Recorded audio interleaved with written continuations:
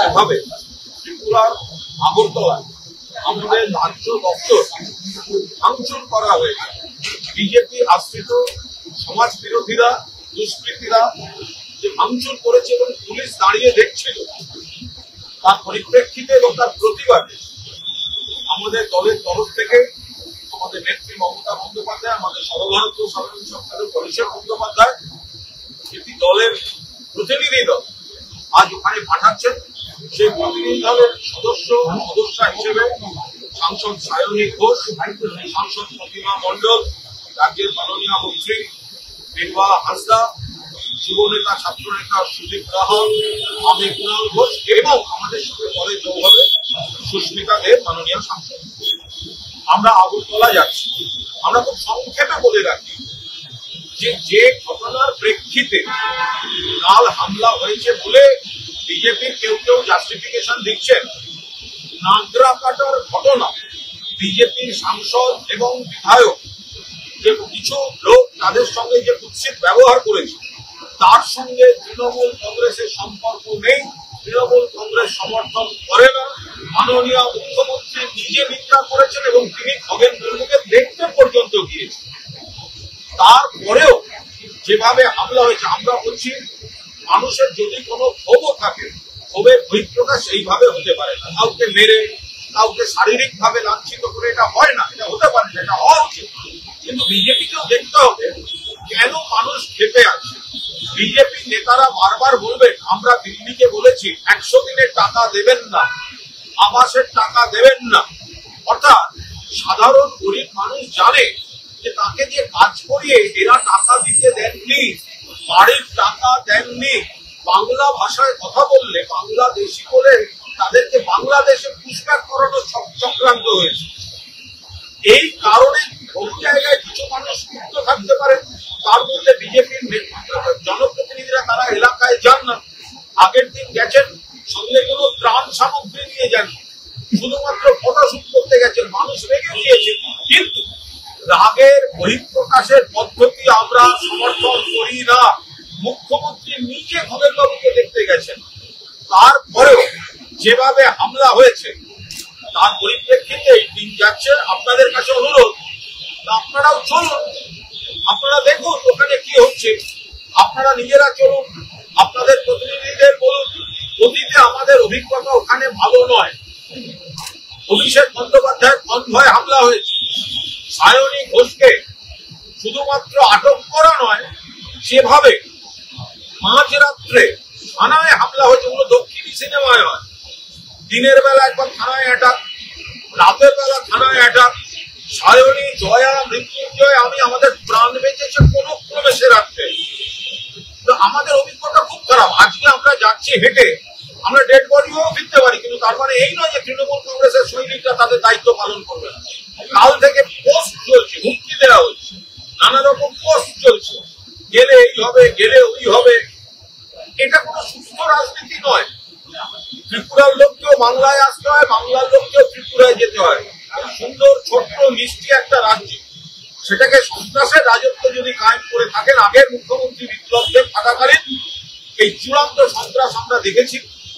এখন নতুন মুখ্যমন্ত্রী তাদের, সেই মুখ্যমন্ত্রী গতকাল আমরা যা দেখেছি, পুলিশ দাঁড়িয়েছিল, বাকিটা কি সেটা আমরা গিয়ে বুঝতে পারবো। আমি সায়নী ঘোষকে অনুরোধ করবো যে আগের বারেও যে ভয়ঙ্কর অভিজ্ঞতা সায়নীর হয়েছিল, সেগুলো আপনারা এখানে যেগুলো বলেন না, অমুক লোক কেন খারাপ কথা বললো, আর ওখানকার খবর হচ্ছে দক্ষিণ সিনেমা স্টাইলে মুন্ডারা মাথায় হেলমেট, তারা থানা আক্রমণ করে, থানা থেকে ছিনিয়ে নিয়ে যেতে চায়। কোন ক্রমে থানাতে বসেও প্রাণ বাঁচাতে হয়, থানার উপরের ঘরে আলো দিয়ে বসিয়ে রাখে পুলিশ। মানে এই যে ভয়ঙ্কর সন্ত্রাসটা আমরা অতীতে দেখেছি, আমাদের অভিজ্ঞতা ভালো নয়। গতকাল আমাদের পার্টি অফিস যেভাবে ভাঙচুর করা হয়েছে, আমরা ওখানে যাব, ওখানে সহযোদ্ধাদের সঙ্গে কথা বলবো। আরো কিছু কর্মসূচি দল করেছেন, আমরা সেগুলো ওখানে করার চেষ্টা করবো। আর সায়নীকে অনুরোধ করবো যে একটা ভয়ঙ্কর অভিজ্ঞতা আমাদের ছিল এবং খানিকটা ওকে কেন্দ্র করে একবার যদি সেটা মনে করিয়ে দেন। আমাদের ব্যক্তিগতভাবে আমাদের অভিজ্ঞতা খুবই খারাপ এবং যে বিজেপি সবসময় তৃণমূল কংগ্রেসকে ল অ্যান্ড অর্ডার নিয়ে জ্ঞানের বাকি তারা নিজেদের রাজ্যে কতটা ল অ্যান্ড অর্ডার নিয়ে পরিকাঠামো তাদের রয়েছে সামলানোর মতো, সেটা নিয়ে যথেষ্ট দ্বিধা আমাদের আছে। আপনারা জানেন যে আমাদের ন্যাশনাল জেনারেল সেক্রেটারি, ওনার গাড়িতেও আক্রান্ত করা হয়েছিল, ওনার গাড়িতে হামলা করা হয়েছিল ওনার কনভয়েতে। এবং শুধু আমি নয়, এখানে যারা দাঁড়িয়ে আছি কুনালদা সহ সুদীপ সহ, আমাদেরকে বারংবার ত্রিপুরাকে শুধুমাত্র নিজের দলের প্রতিনিধিত্ব করতে গিয়ে যেই ধরনের ঘটনার মুখোমুখি করতে হয়েছে, it raises serious questions about the law and order of the state of Tripura. আমরা যাচ্ছি এখানে কারণ আমরা এমন মানুষ নই যারা দরকারের সময় বা প্রয়োজনের সময় পিঠ বাঁচিয়েছে। আমাদের কর্মীরা ওখানে রয়েছে, আমাদের পার্টি অফিসে ভাঙচুর করা হয়েছে।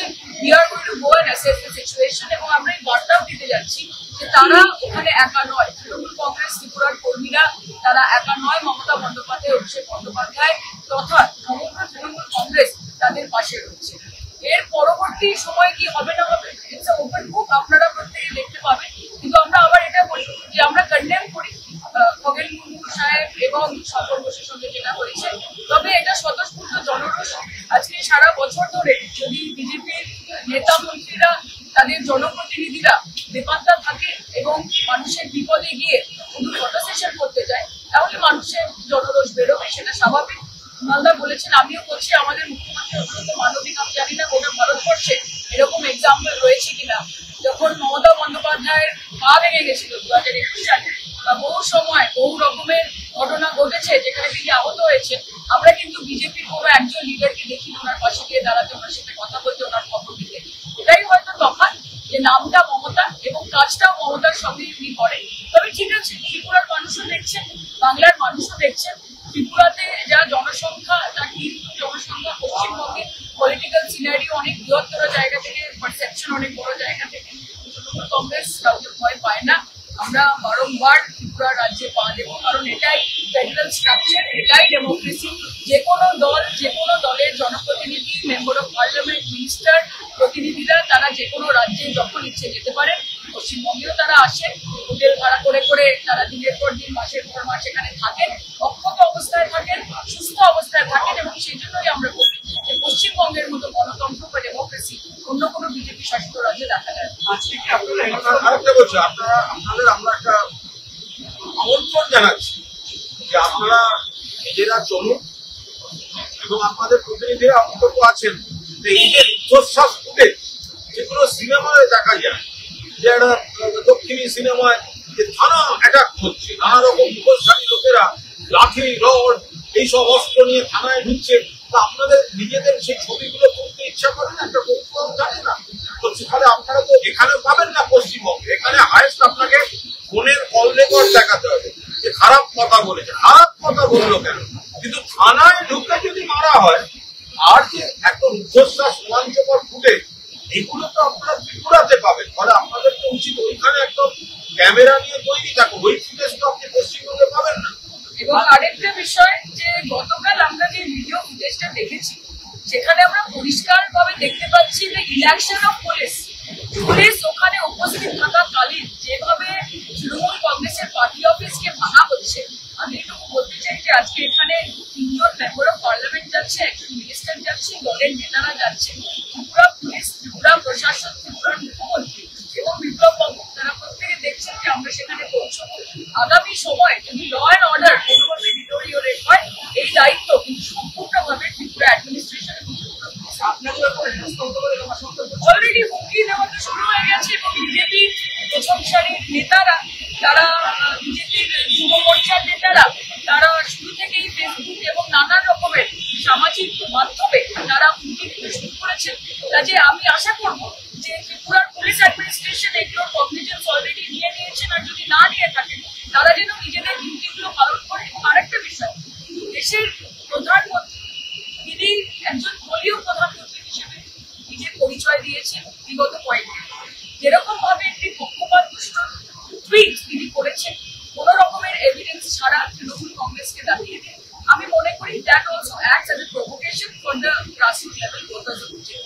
ওড়িশায় তো ওনাদের সরকার, ওনাদের পুলিশ, তো ওড়িশায় কি করে বিজেপি নেতা গুলিতে খুন হলেন, তার বেলা তো প্রধানমন্ত্রীর কোনো টুইট থাকে না। We are waiting for his post. ওড়িশায় গত পরশুদিন রাতে বিজেপি নেতাকে তার বাড়ির সামনে গুলি করে খুন হতে হয়েছে, তাদের সরকার বিজেপি, পুলিশ কাজে বিজেপি, তো কই প্রধানমন্ত্রীর তো कोई পোস্ট দেখতে পাচ্ছি না এখন। যাই হোক, बस यही बोल रहा है कि कल हम लोगों ने देखा है कि किस तरह त्रिपुरा प्रदेश तृणमूल कांग्रेस के ऑफिस को वैंडलाइज किया गया। आप लोगों को ये पता है कि नागाकाडा में जो हादसा हुआ, उस हादसे में तृणमूल कांग्रेस, उसके वर्कर या लीडर्स का कोई पार्टिसिपेशन नहीं था।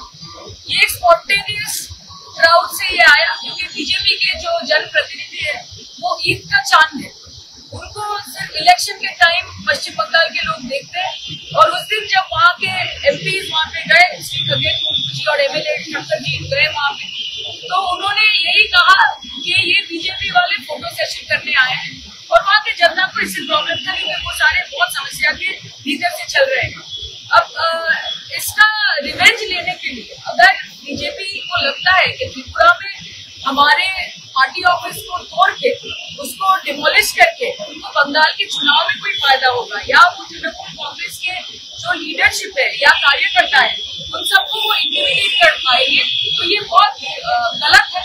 और हम लोग आज जा रहे हैं, यहाँ पे देखिए डेलीगेशन है हमारे साथ, हमारी senior member of parliament Lok Sabha Pratima Mandal ji हैं, हमारे पार्टी के लीडर नेता है कुणाल जी है, यहाँ पे छात्र युवा नेता सुदीप राज जी, हमारे स्टेट के मिनिस्टर है वीरवाल जी, और साथ में मैं जा रही हूँ।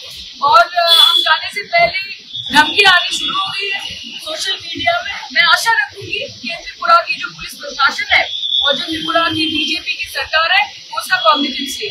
আর বিপ্লব দেব মুখ্যমন্ত্রী থাকাকালীন আমাদের উপর কোন অত্যাচারগুলো হয়েছে, অভিষেকের কনভয় আক্রমণ, একের পর এক নেতাকর্মী পার্টি অফিস ভাঙচুর, এই ঘটনাগুলো ঘটেছে। কিন্তু তারপরেও বিপ্লব দেব বাংলায় ওনাদের কি একটা দায়িত্বে এসছেন, রাজনৈতিক ভাবে আমরা আমরা জানি কি রাজনৈতিক মোকাবিলা, কিন্তু এটা গণতান্ত্রিক রাজ্য, আমাদের উপর অভিষেকের উপর সায়নের উপর ওখানকার ত্রিপুরাবাসী আমাদের যে কর্মীরা তাদের উপর হামলার পরেও বিপ্লব বাবুকে কিন্তু একটা কালো পতাকাও এখনো দেখতে হয়নি, কারণ এটা গণতান্ত্রিক রাজ্য। কিন্তু সবকিছু সহ্যের একটা সীমা থাকে, এটা আমরা বলে যাচ্ছি।